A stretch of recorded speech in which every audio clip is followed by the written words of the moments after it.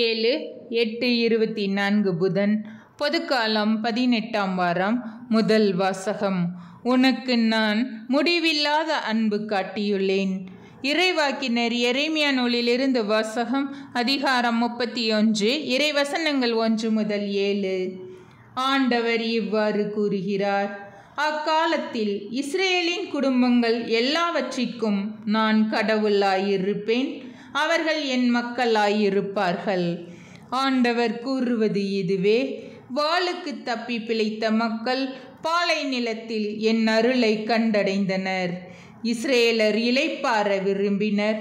ஆண்டவர் அவர்களுக்கு தொலைவிலிருந்து தோன்றினார்.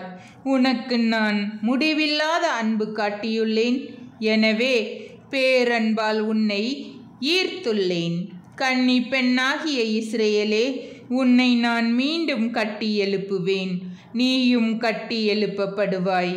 மீண்டும் உன் மேளதாளங்களை நீ எடுத்துக்கொள்வாய். மகிழ்ச்சியுற்றோர் போல நடனமாடிக்கொண்டு நீ வெளியேறுவாய். சமாரியாவின் மலைகள் மேல் திராட்சை தோட்டங்களை நீ மீண்டும் அமைப்பாய். தோட்டக்காரர் பயிரிட்டு விளைச்சலை உண்டு மகிழ்வர்.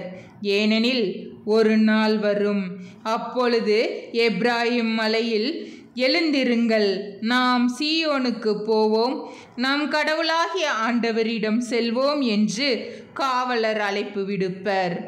ஆண்டவர் தொடர்ந்து கூறுகிறார்: யாக்கோப்பை முன்னிட்டு மகிழ்ந்து பாடுங்கள், மக்களின தலைவனை குறித்து ஆர்ப்பரியுங்கள், முழக்கம் செய்யுங்கள், புகழ் பாடுங்கள்.